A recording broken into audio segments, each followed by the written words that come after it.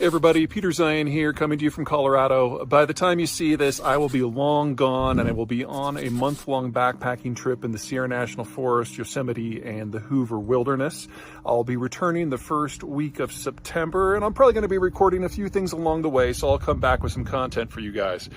But I wanted to send you off with a little talk about this idea that we're in recession or about to be in recession. The bottom line, I don't think we're there yet.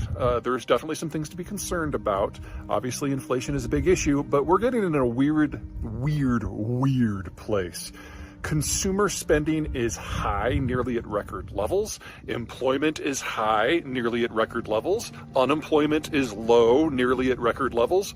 Business investment is high, almost at record levels. Consumer activity, industrial activity, it all looks great. Most of the negative activity we're seeing is in the financial sector. And if you guys remember back to Alan Greenspan, he was famous for making policy that deliberately ignored the financial sector because it's volatile by nature.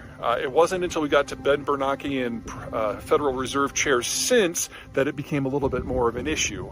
Now, that doesn't mean that that's good or bad or otherwise, but Greenspan did preside over the longest stretch of growth in American history. Cue the hate mail, I can just see it already.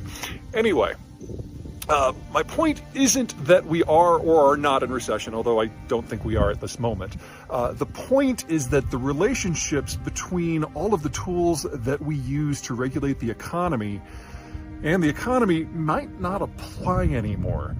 For the bulk of human history, well, modern human history, the last 500 years, it's all about figuring out how you can maximize your share of a pie that is steadily growing. For 500 years, we've had steadily growing population growth, turning to explosive population growth in the industrial, in the industrial era that postdates World War II. And as long as there are more people, as long as there is more technology, growth is easy. And regulating inflation and growth and employment, all the rest in that environment is something we have a lot of experience in. But that's not the case anymore. The global population is in the process of peaking. The advanced world's population has long since peaked. China's population probably peaked over a decade ago. The average American, by old stats, became younger than the average Chinese back in 2017 or 2018, with the new data out of China suggests it was several years before that. If the pie is no longer getting bigger, then it's not clear that any of our measures, whether it's for inflation or growth or investment or otherwise, are even relevant anymore, much less tools like interest rates. So I'm not saying this to specifically scare you, although that is a perfectly reasonable takeaway. My point is to give policymakers a little bit of a break.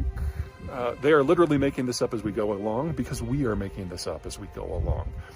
Does that mean I'm putting my finger on any particular asset? No, I'm not a CFA, so take that for what it is. Okay, that's it from me. That's a sunset, not a volcano in the background. I don't live in Iceland. Okay, take care. Bye.